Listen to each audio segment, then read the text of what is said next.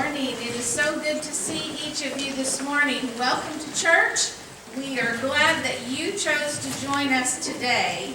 We thank you for being here. It's going to be a wonderful day, and we just pray that the Lord would bless you and touch your heart as He speaks through our servant this morning.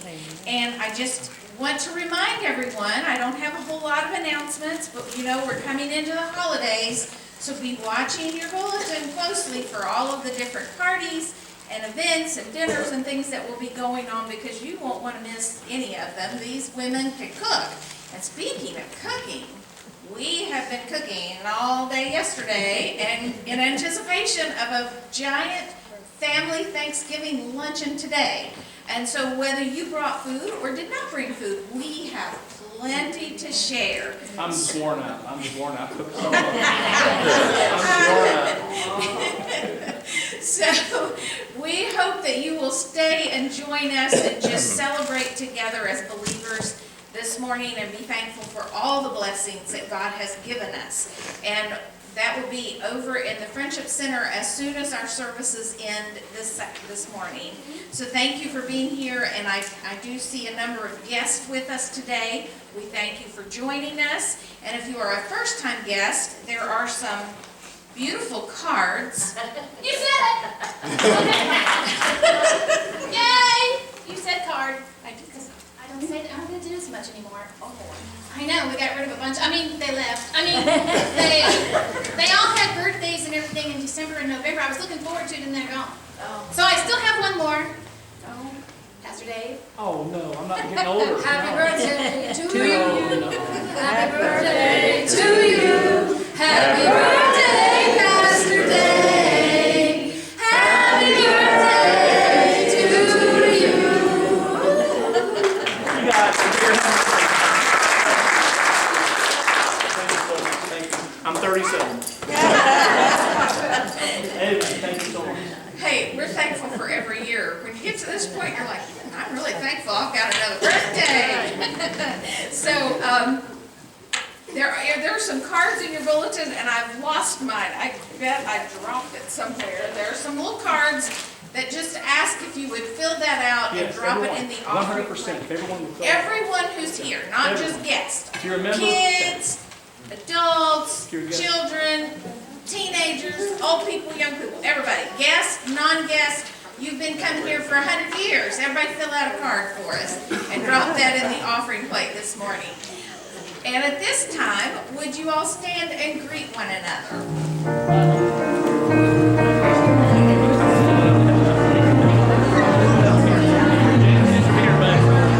This is my wife.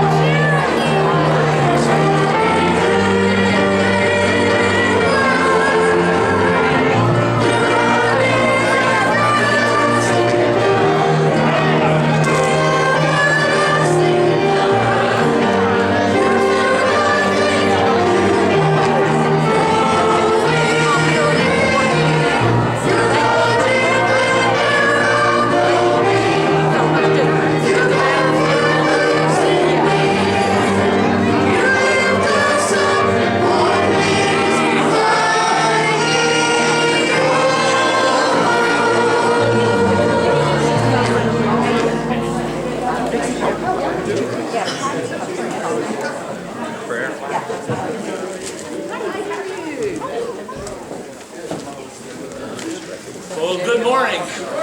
Welcome to the Special Friend Day. We're so glad you're able to be with us this morning. It's a real special time, and what I wanted to share today, what I do is receive the offering tithe and offerings, stewardship part of what we do as well, and any giving.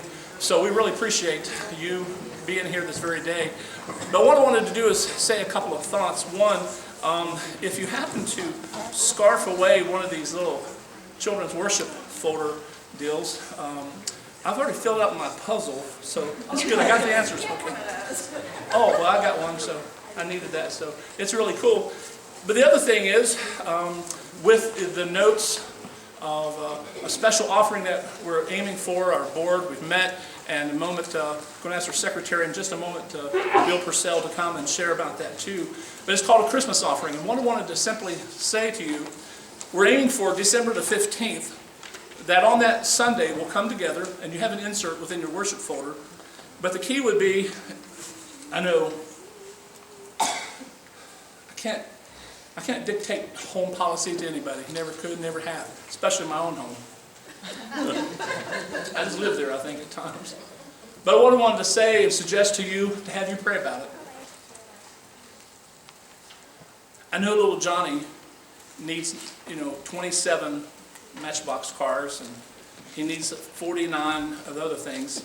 But my thought would be, what would happen if we, this Christmas, starting this Christmas, if you're open to it, to consider, instead of overloading and going into debt and paying it off up by the tax filing date of April 15, getting out of debt, what would happen if you took the same amount of money for your spouse or your children, whoever, and put it into a Christmas offering for Jesus through the church?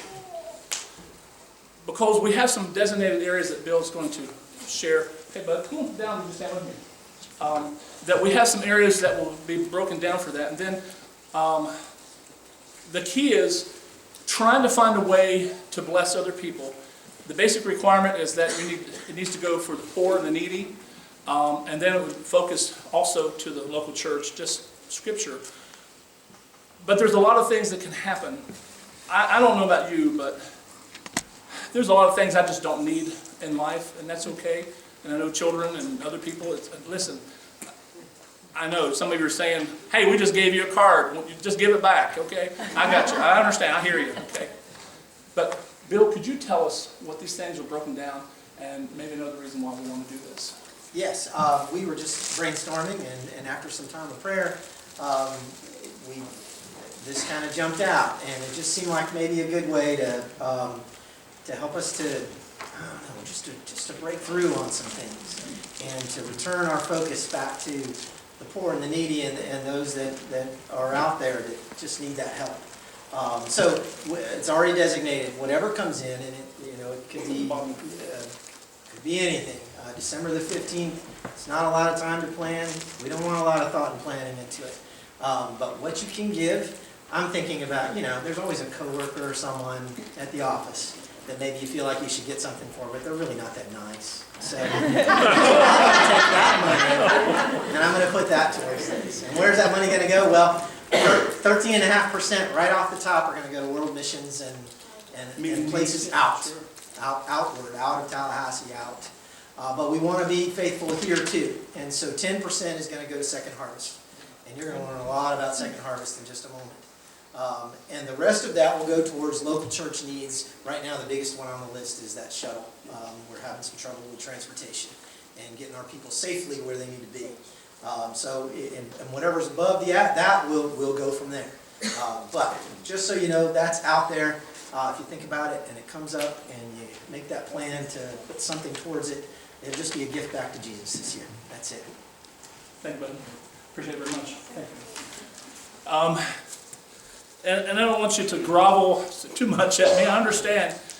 And you may say, hey, I don't want to do that. That's cool. That's not a problem. That's okay.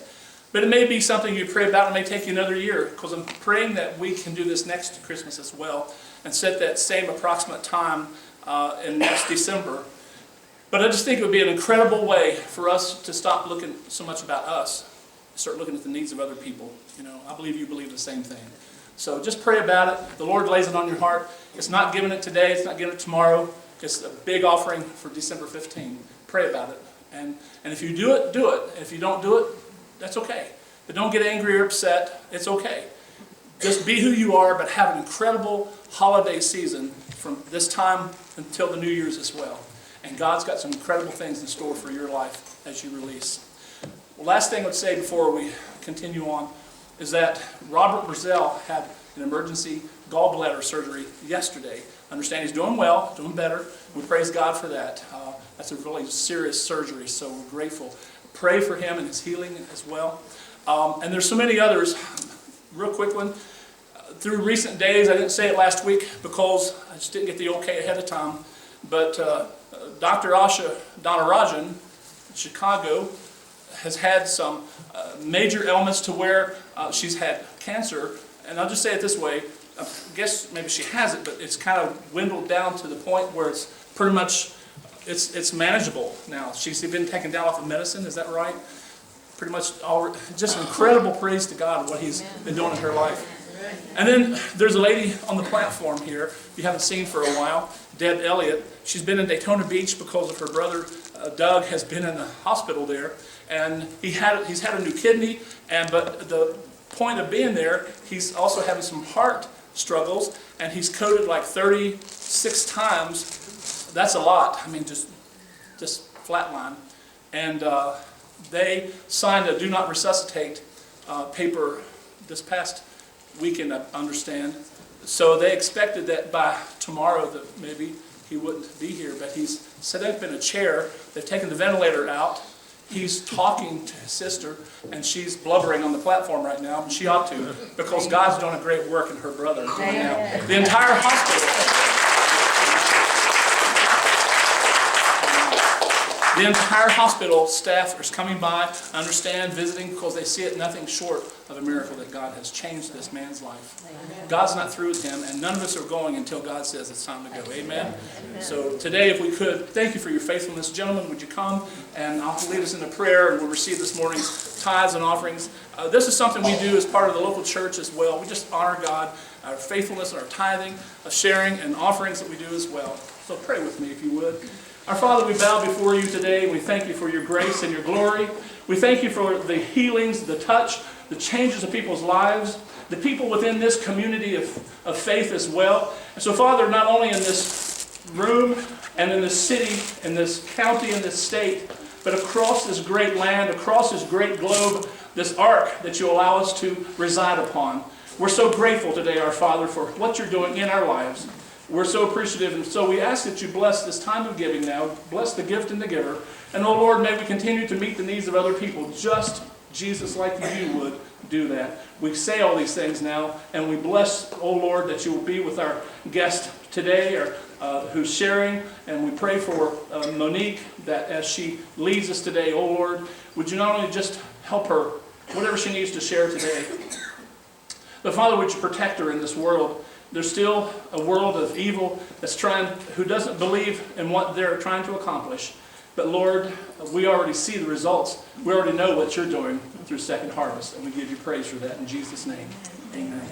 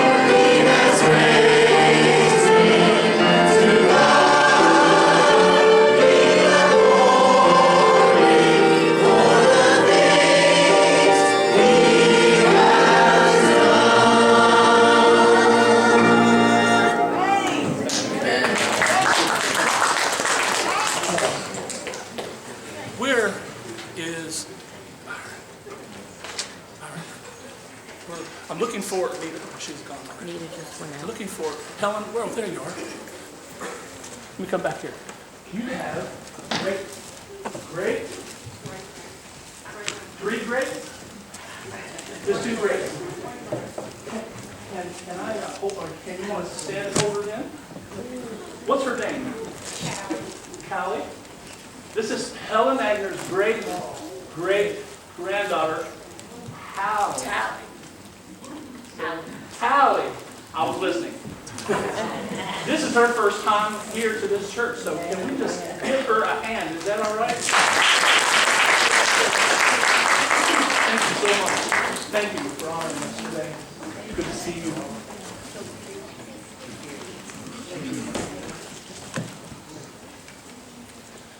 Our speaker today is a person of great talents and challenges.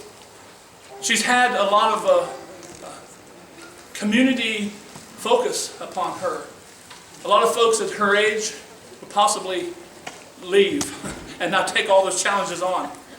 But she believes in who and what she's trying to accomplish this mission for. I've come across to her understanding a need that even this local church has to continue to reach out to our community to make a difference. I'd like to present to you today our guest speaker, one who doesn't need any understanding of the fact that she's going to share a little bit of thoughts of some of the things where she's been connected. But her co-worker James is here as well, and so I'd like to present to you with a great Tallahassee first welcome, Monique Ellsworth.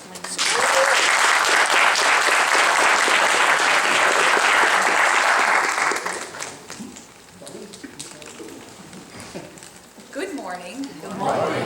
Thank you for such a, is my mic working? Can y'all hear me? Okay, excellent.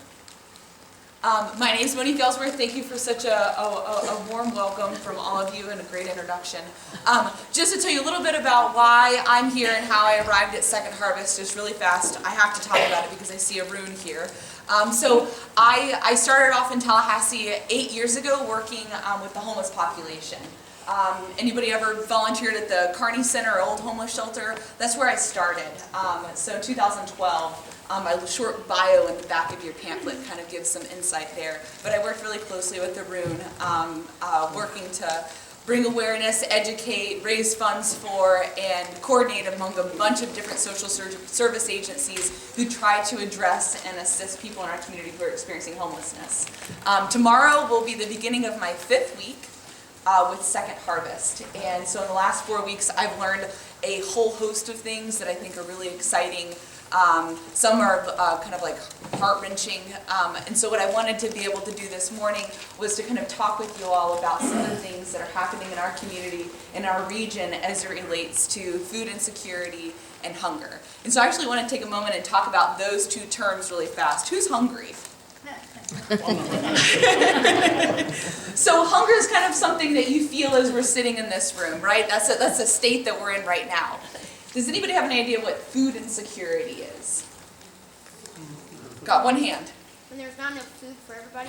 When there's not enough food for everybody. There we go. So the idea for food insecurity is that maybe somewhere in the system of food distribution, from crops where it's being grown to the plates that farmers are hoping it lands on, there's a disruption. There's some reason that people in our community do not have enough food that is nutritious and easily accessible, that they can meet their dietary needs day in and day out. And that's what Second Harvest is looking to resolve. We want to fight hunger, we want to end hunger in Tallahassee and in this area. So as it was mentioned, my name is Monique Ellsworth. I have the esteemed privilege of being the CEO and the Chief Executive Officer of Second Harvest. Our mission, as I mentioned, is to end hunger in our community. My great interest is also education. Opportunities to come here and talk with folks from Tallahassee to tell you what we're doing gives me like such great pleasure, so thank you so much for the invitation. We have a deep history in Tallahassee. The bank opened in 1982, and 4 years later, we were connected to a network of food banks that exist in the state of Florida. So the way that the state is divided up is that we have different regions that each bank is responsible for. So the food bank that luckily for Tallahassee is right here in our city, but we're responsible for 11 counties across the, is your head okay? A huge stretch of our state is what Second Harvest is responsible for, the distribution and getting food to. Is anybody from any of these? We've got Calhoun, Franklin, Gadsden, Gulf, Jackson, Jefferson, Leon County, Liberty, Madison, Taylor, and Wakulla. Has anybody lived in some of those counties? Leon. Leon? any outside of there? Jefferson. Jefferson County? Shout them out. Where are you from? Gadsden. We got Gadsden, we got Jefferson. Jackson. So, where was it? Wakulla. So we're responsible for coordinating and getting food to all of those other communities, just as important as Leon County. And there's a number of ways that we reach out and make sure that we can make that happen.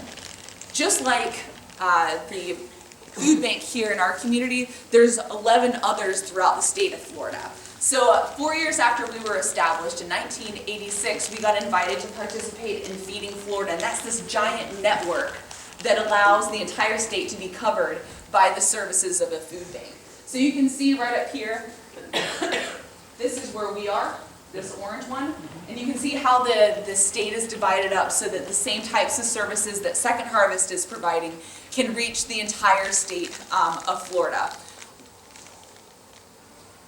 When we think about food insecurity in our region, in those 11 counties, I was really curious about, like, how do we fare compared to the rest of the state? How is that system of food distribution, how is it from the crops and groves where our produce is grown and the plates that we're hoping it gets on, what does that food insecurity look like in our region versus the rest of the state? So what we saw was that across the state of Florida, about 13% of everyone that lives in our state is food insecure.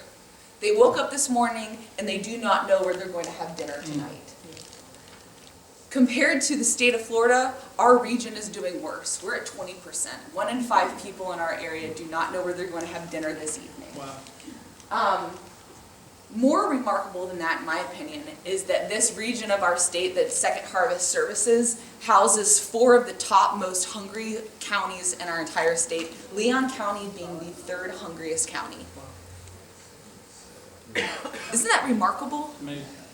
That was something that I didn't understand before I took on this job, was how hungry people are in our community, how many children are hungry in our community, how many of our senior citizens are hungry in our community.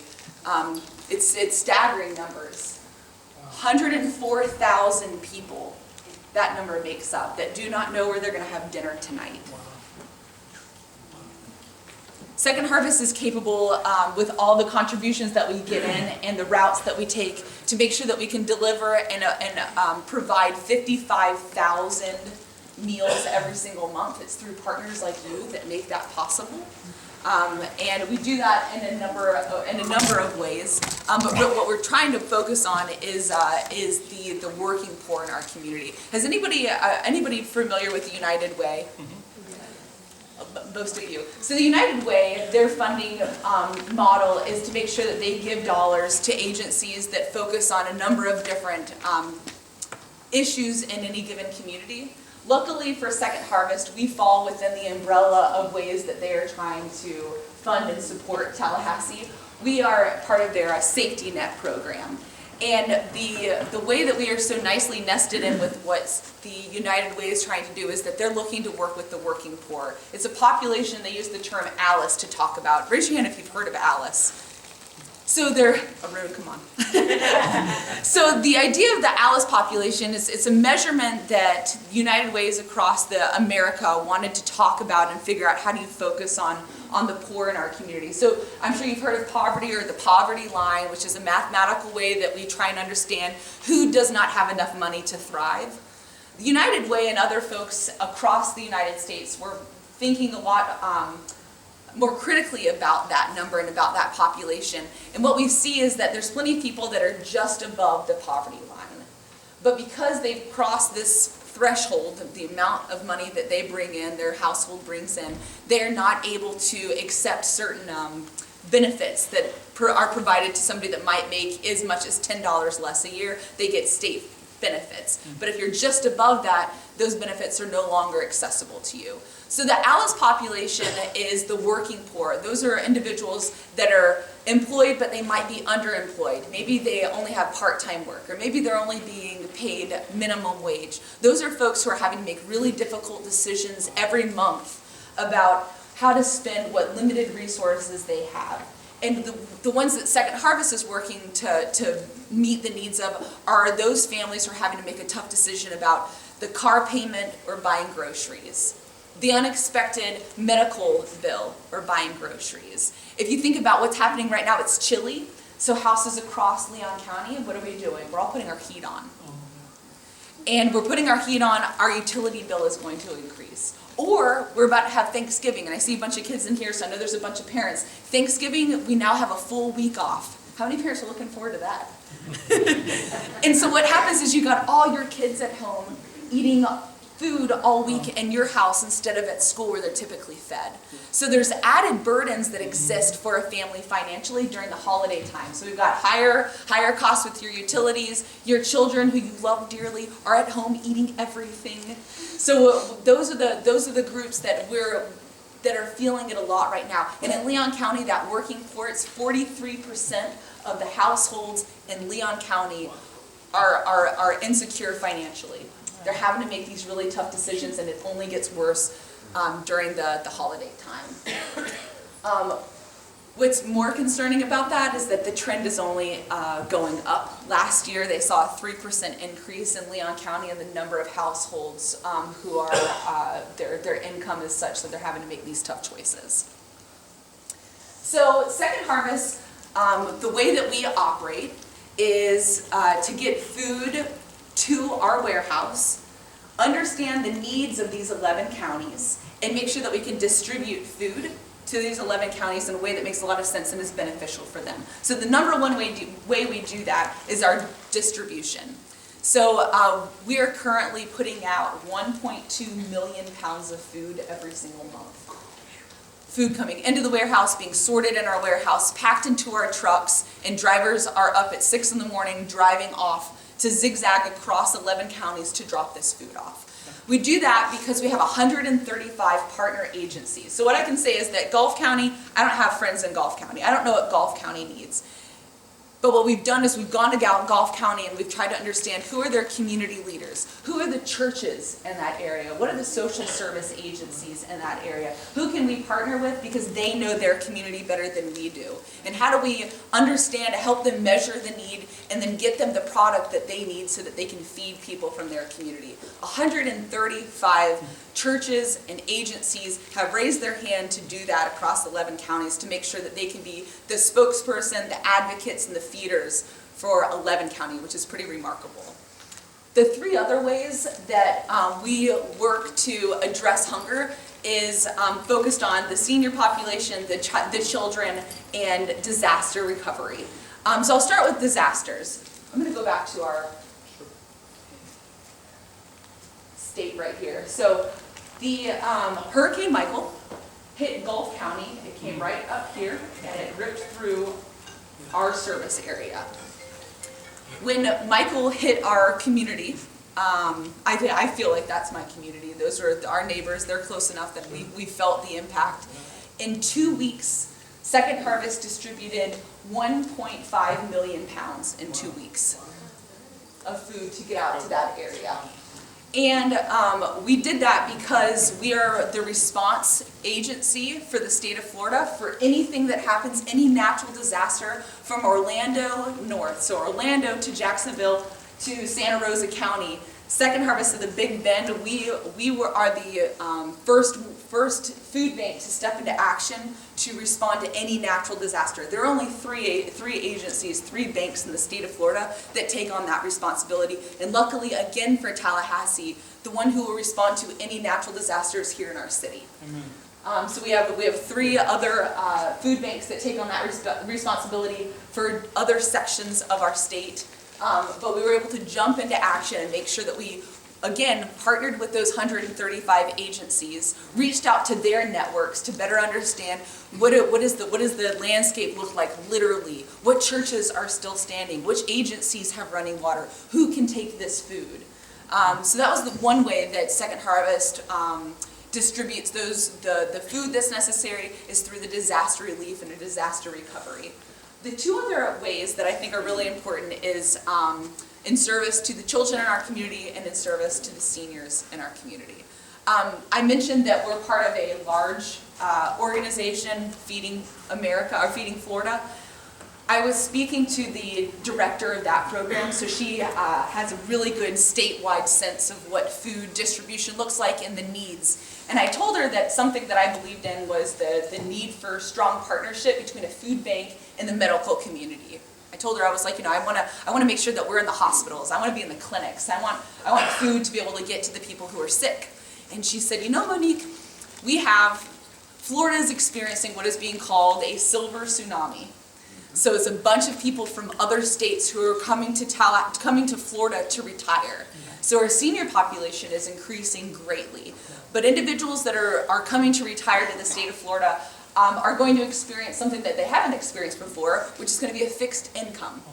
So we get a lot of people that are moving to the state not familiar with what a fixed income looks like, moving into new neighborhoods, realizing they got to have flood insurance. There are these hurricanes. They've got different expenses than they might have remembered ever needing before in a state where they had originally lived. So we get people that are coming to the state of Florida on these fixed incomes. They maybe have some hobby jobs, so they're not bringing in the volume of income that at one point in their life they had been receiving. And they're also getting sick. So hospitals across the state have, of course, increased the number of services and the types of services that they're bringing to our senior population. And what the director had told me was that hospitals, one way that they measure how well they are doing is by the number of nights that people are having to stay in bed at the hospital. And what they had found was that across the state of Florida, the numbers of nights people were having to stay in a hospital was increasing. And after they explored that a little bit more and wanted to understand why that was happening, they realized that it was really the senior population was having to stay longer, and it wasn't because the procedures were complicated, it was because our senior population is showing up to our hospitals malnourished. So they arrive and they maybe are there for a simple procedure, but the hospital immediately has to step in and start addressing the malnourishment before they can actually provide the procedure. So people are having to stay, they're prolonging when they're going to actually do the procedure for the individual that's arrived. They're staying on average 2 days before they actually get the procedure and 2 days again afterwards, just so that they can make sure that the person is strong enough to go home. So what food banks are starting to do in partnership with hospitals is the hospital is identifying patients who might be coming in who they know to be food insecure, and the hospital is sending groceries to the address of that individual so that they can eat enough before they actually show up at the hospital. Our senior population is very vulnerable. It is increasing in our state, and a group that Second Harvest is dedicated to making sure that we are connected to and understand the new, evolving, and growing need of that population. The fourth and final avenue that we look to address and assist with food insecurity is with our children.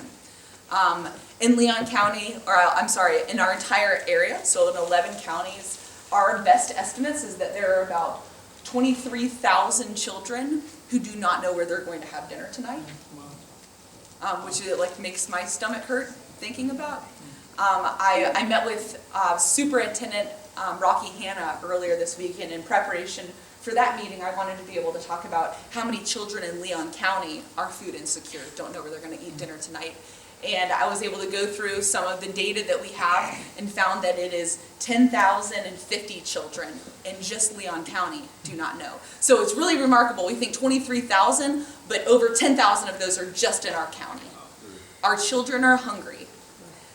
So we have a couple different programs that we have developed in partnership with churches and civic groups to address and assist with the needs of families so that they can feed their children. It started because lots of conversations began at the school level, where teachers were arriving to school on Monday and they could see a definite difference between a child who had eaten all weekend and the children who had had nothing to eat all weekend. And behavioral differences, the ability to just learn and focus. It was a grave reality that teachers were finding themselves in. So we wanted to know more about that. Talk to these children, talk to these families, and it's true that there's a population within Tallahassee that the children, the last meal that they're going to eat that week on Friday at lunch, they will have nothing again until Monday morning when they arrive at school. So we started a backpack program, and what we have is at our warehouse, volunteers come in and we stuff a bag full of food so that the child can eat all weekend. And on Fridays at elementary and middle and high schools across our county, we have teachers that we've dropped these bags off to, and teachers have identified those students because they know who's not eating. And inconspicuously, so that the children aren't shamed, they're not made fun of. We have a discreet way that the children can come by an office, open their backpacks up, and we put a bag of groceries in their bags, zip it back up so that they can take it home on a Friday. Things that we've heard from those children are that, and from bus drivers, is that sometimes the food doesn't make it home. The child is still so hungry on the bus that they open everything up and start eating on their bus before they arrive at home. Or because there are so many children in their household that when they arrive at their home, they have to hide their food in bushes or in trees or somewhere around their house so that they can just hide the food from somebody else who they fear might actually eat it. And maybe more uncomfortable for me than that is that there are children that show up at home, and these are 6-year-olds, these are our 7-year-olds, these are our 5-year-olds. They have no business taking this on, but they are able to hand a bag of food to their mom and their dad and feel a sense of pride that they're able to contribute to what the family needs. And these are children taking on that responsibility. So there are ways that Leon County can improve. There are ways that we can get food and nutritious items into the household so that these children are able to eat. And Second Harvest is looking for partners and creative ways that we can do that. But the backpack program is really profound. I mentioned Thanksgiving, that week that we have all of our children at home. And at Christmas, 2 weeks where we have our children at home. And again at spring break, a whole week where our children are at home. And during the summer, there's 51 days of the week that parents are having to make difficult decisions. Again, can I afford childcare? Are my children safe enough and old enough that I can leave them at home while I go to work? Do I have enough PTO that I can take time off to be with my children? And so we see big chunks of time where families are put in a position where they're having to, again, make really difficult choices. And we already know that 43% of our city on a good day is making difficult decisions. So we have, again, looked at partnerships and creative ways that we can get food to families during those breaks. One way that's going to happen this year is that we have a Mighty Meals program. It's a partnership with the Junior League.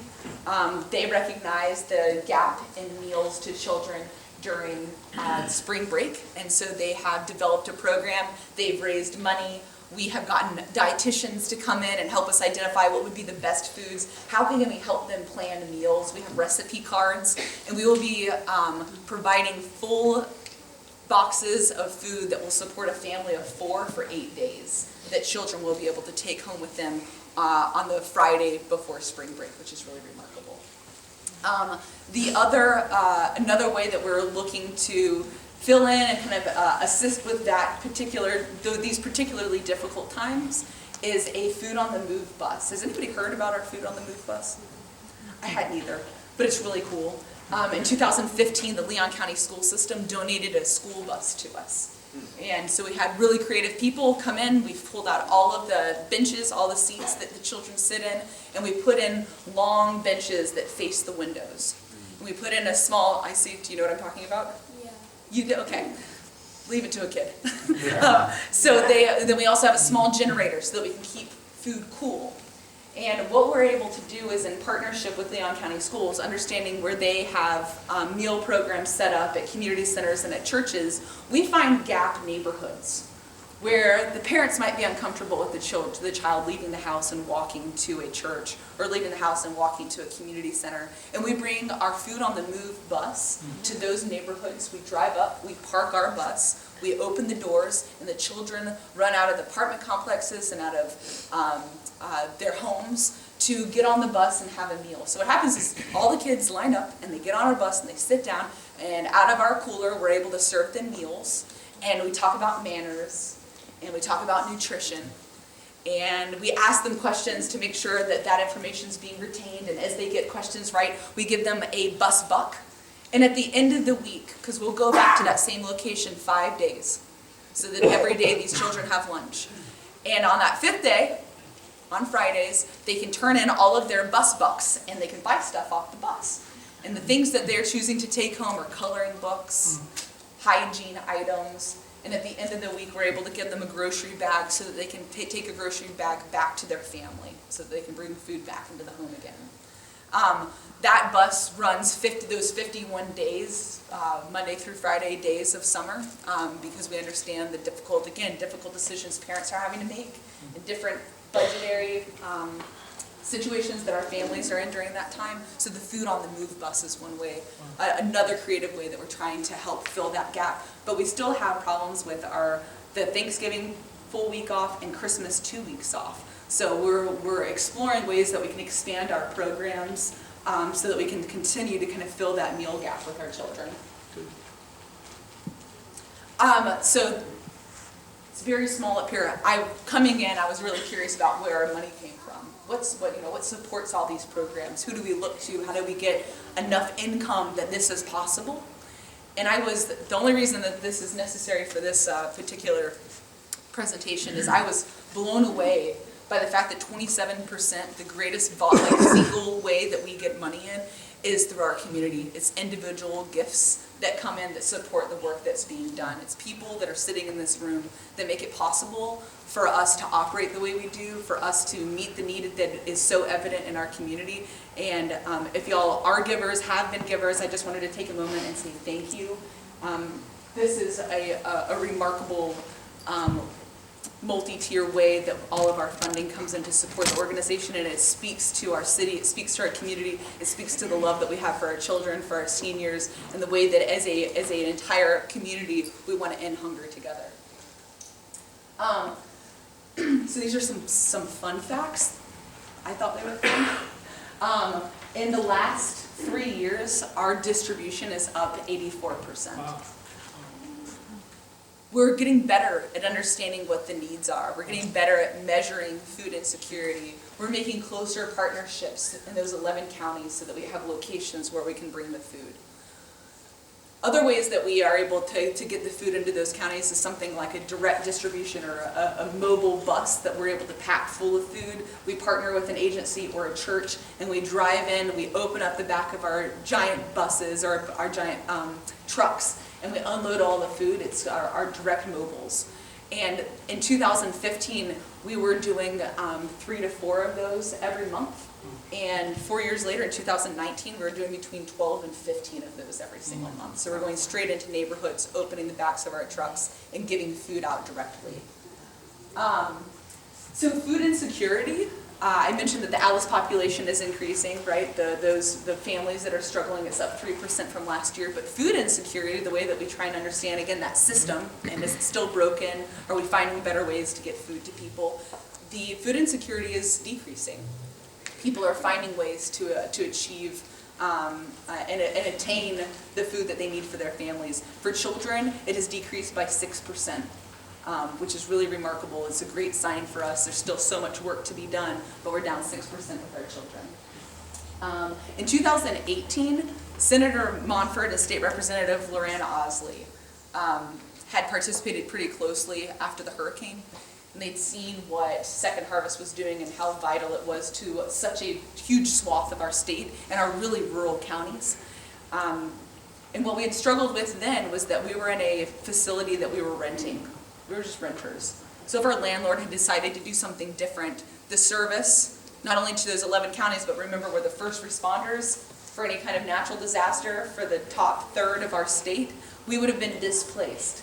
So the senator and the state rep, they took it upon themselves to spearhead an effort within the Florida legislature to get a line item budget passed for us for $1 million so that we could buy the facility that we now are in. So last year, it was amazing. We got approval. We now own our building. We are not going anywhere. Good. Tallahassee, the 11 surrounding counties, and the entire top third of our state, we have a hub, we have a central area, and it's owned by us, and that is huge for our community. I think that there's a number of ways that we get this information out to our community. It is opportunities like this, to be invited to speak to a church, to tell you what's happening, to tell you what hunger looks like, what food insecurity looks like, what the programs that our community has in place, the areas of growth that we need. It's things like this that make the difference, make the change possible. But every single one of you, you're connected to a business. You're connected to maybe a civic group. You have a book club. What I ask from you is that if there is anyone that you think needs to hear this, if there are any ways that I can get in front of more people to talk about what Second Harvest is doing, so that I can engage volunteers, I can engage donors, I ask that of you to help me get in front of the right groups of people where I can talk about what's happening here. And each of you have an entire network where that's possible. We also, the donation piece, the funds and the gifts that come in, for every $1 that Second Harvest receives, we're able to provide 4 meals. Amen. 4 meals with $1. Wow. And it's the bulk that we're able to buy in, because we are a nonprofit, our dollars really stretch. So we can make huge impacts. We had a turkey drive. Did anybody hear about the turkey drive that we had on Thursday? I got a lot of hands up. So we had a couple of goals.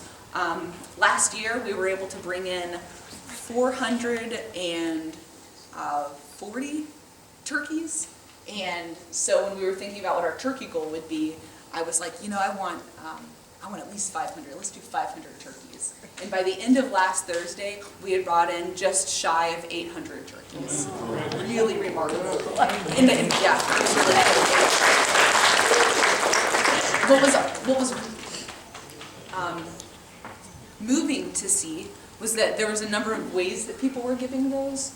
We had carloads that would pull up, and it would be a whole family, or it looked like maybe neighbors, and they'd pop their trunk and they'd have 20 birds that they'd be able to give us. It was really remarkable. They'd done like fundraising in their offices so that they could go out and purchase all of these.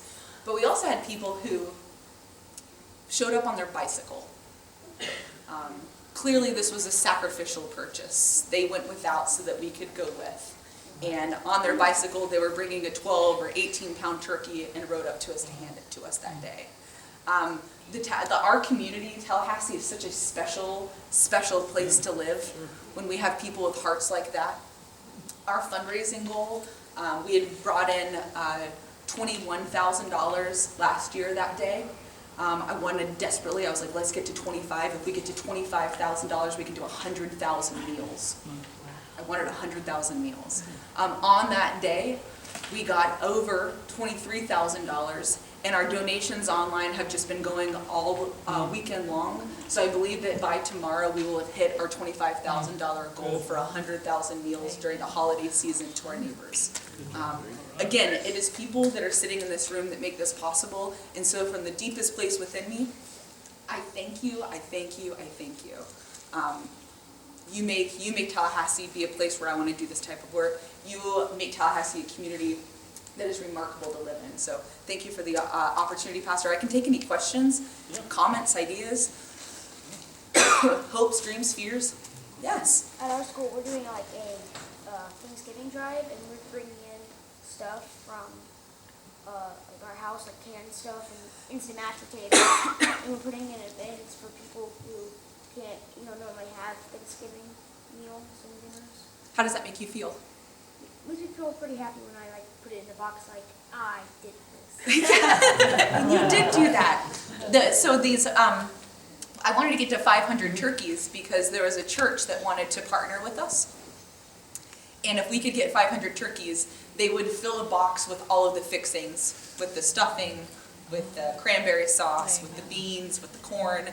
And on November 22nd, that Saturday, we'll be at Godby High School, and boxes like the ones that you made will be given to families with the turkey so that they can have a very traditional Thanksgiving with their family that otherwise wouldn't have. So thank you for what you're doing. Yes, ma'am. I know in some cases, even regular everyday people, sometimes it's hard to donate money, but sometimes I have extra time. And are there volunteer opportunities to physically go somewhere and help do whatever it is? Every day of the week. Every day of the week. And there are different ways that we can give, right? Sometimes it's financial and sometimes it's time. And we have so remember that number, 1.2 million pounds of food going out every month. We have 25 employees. We have 3 employees that are working our warehouse, and we have 6 drivers making this possible. It wouldn't be attainable if it wasn't for people coming and volunteering. It is our volunteers that get this food out. So any day of the week, there's opportunities. Online, we have a very new, much more user-friendly volunteer system. So if you have any interest, you can go to our website, and we would love to engage you and get you into the warehouse. Who's ever been to the new Second Harvest warehouse? Did I see like a little shy hand?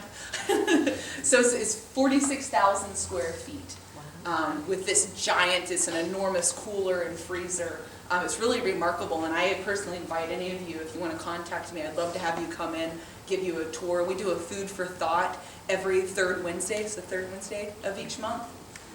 And you can sit down, you get a little bit of like the presentation that I gave so you can understand the history of Second Harvest, but we also take you on a tour of the entire facility so that you can see that. So I invite you to come to our Food for Thought so you can see that. It's during your lunch hour, and we actually feed you. Chicken Salad Chick has partnered with us, and so they provide a free lunch to you. So I welcome you all to come to that. Yes, sir? Where's the new facility at? New facility is right next to the airport out on Capitol Circle. So we did move. We were at 4 Points, and now we are at Interpot Road, right there next to the, on Capitol Circle next to the airport. More questions, that's great. Do you have any interaction with the Salvation Army? Salvation Army is one of our partners. So we're able to do direct distributions there. You, Salvation Army volunteer or supporter. Yeah. So they're an excellent partner. Salvation Army does incredible work in our community, and we partner with them on anything that we can. Yes, ma'am. Is there any way that we could get fresh produce, either by teaching seniors how to plant gardens or anything like that? So we've partnered with TMH. TMH is doing a healing path. So they have a plot of land right next to them at the Goodwood Museum. And they're doing a walkway over there, so it could be like a tranquil space where people can be while their loved ones are in the hospital. Where we're going to be doing, teaching people how to garden there and how to grow things. We also have a partnership with Lott's Farm, just outside of town, and that's one way that children can get involved, is that we have harvest days where the kids can come out and dig up potatoes and see how plants are being, how our produce grows. But I think that is one way that I would love to see Second Harvest increase its ability to get out there and show people, you like tomatoes, you can grow them. You like a cucumber, you can grow them.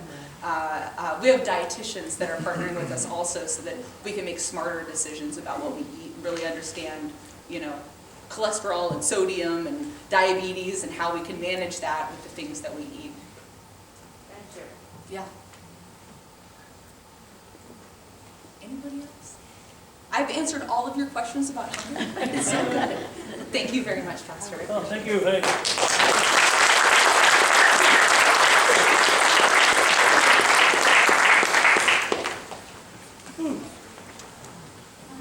I hope you enjoyed that.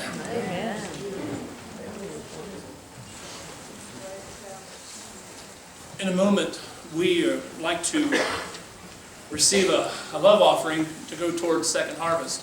And if you're not prepared for it, it's okay. If you are, that's wonderful.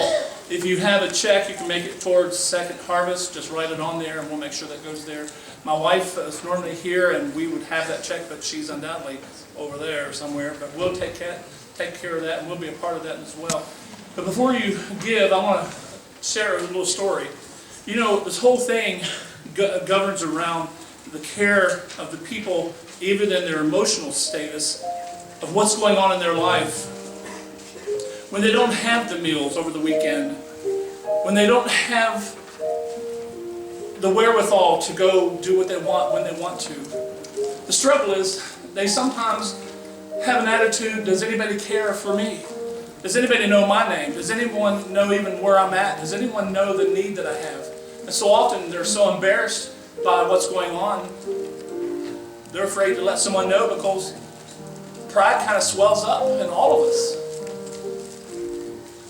I was reminded of a story I'd heard recently about a missionary who was in Mexico, and you've heard on the news of recent times of the family that had been killed that came across from Arizona.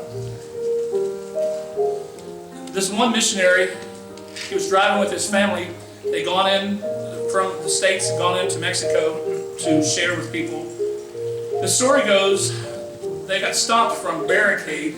A barricade was set up, and there were these men in masks and assault weapons. And they came to the first car in line, and this man and his family were in the third car.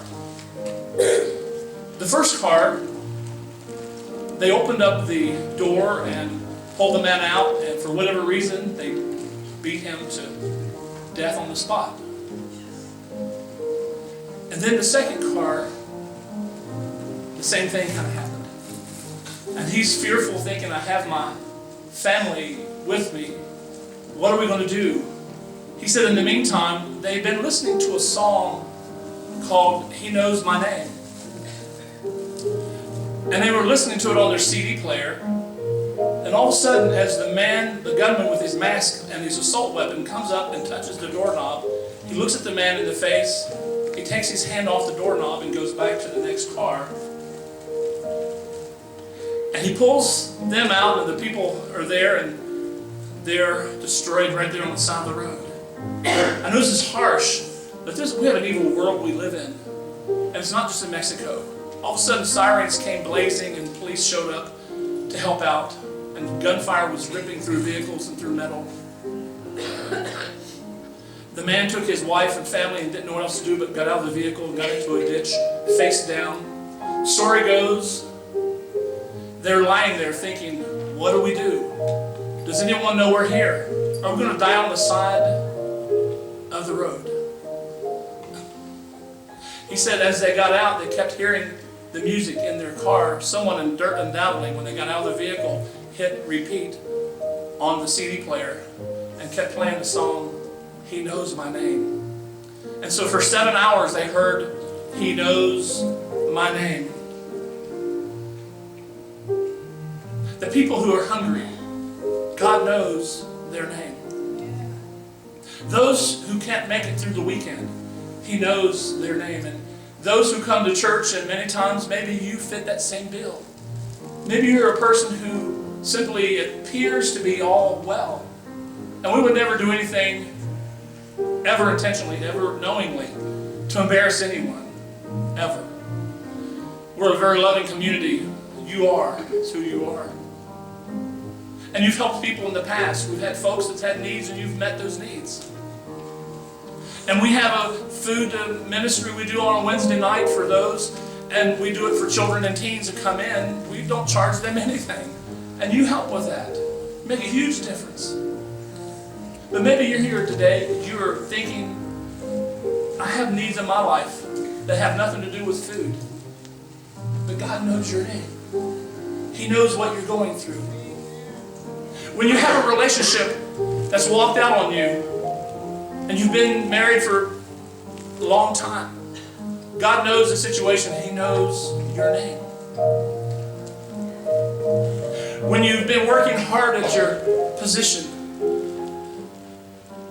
and your CEO comes up, no, they don't do that. There's the next one down named James, no, I'm just teasing. But they send someone in, and they hand you a piece of paper. They call it a pink slip. And after 25 years of service, they no longer need you because you're too old. Or maybe you come and move from the north and move into the state of Florida and put a incredible presence of positivity upon the state.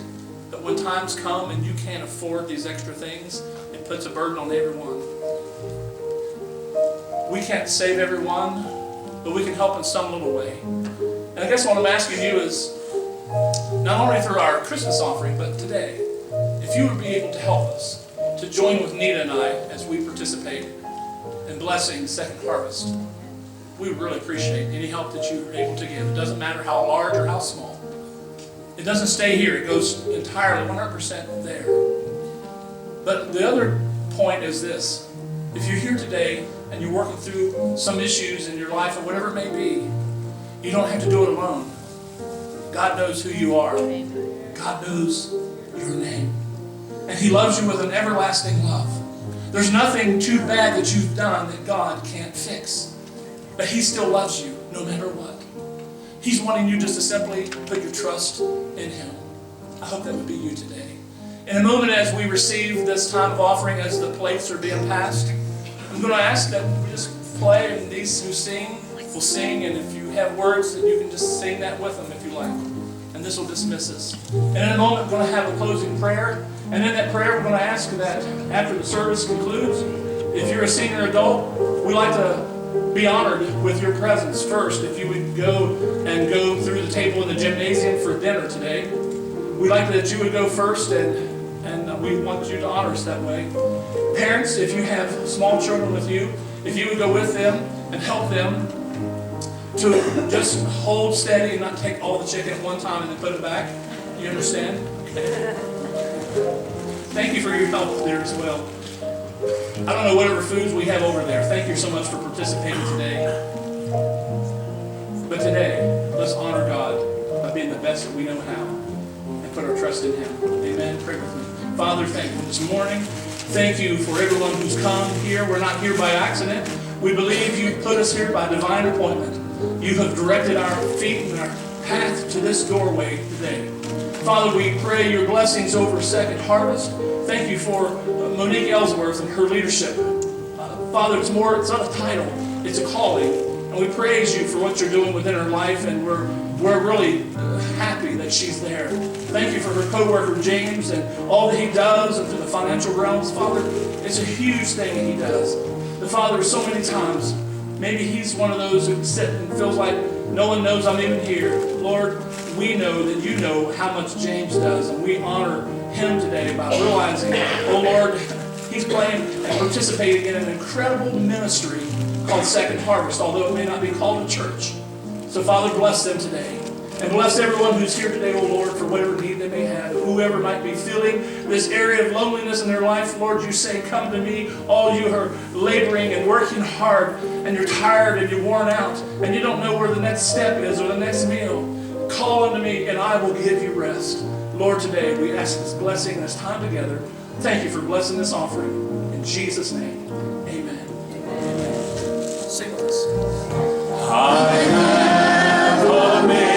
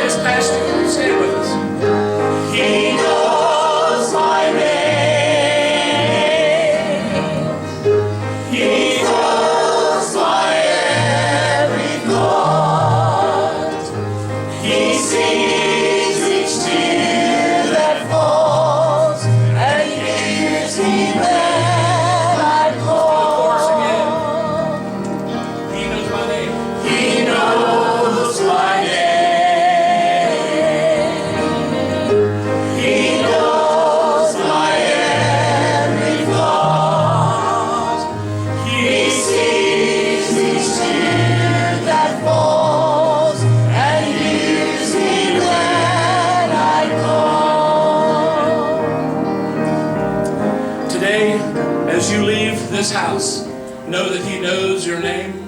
Call upon him, whatever needs you may have. Right now, he wants to have a personal relationship with you through his son Jesus. Call upon him, trust in him right now even, and he'll take care of that. Just that fast. Trust Him. He loves you. He knows your name. Seniors, please exit right now. You're very welcome to leave. Seniors, we'll let you go first. The seniors are leaving. Hey, I'm one of those. I get to go too. And then if you follow behind them, God bless you today. Shake hands one with another. If you have any quick questions, please see Monique as she's up here below. She has another appointment. God bless you today. Thank you for being here. Hey, James.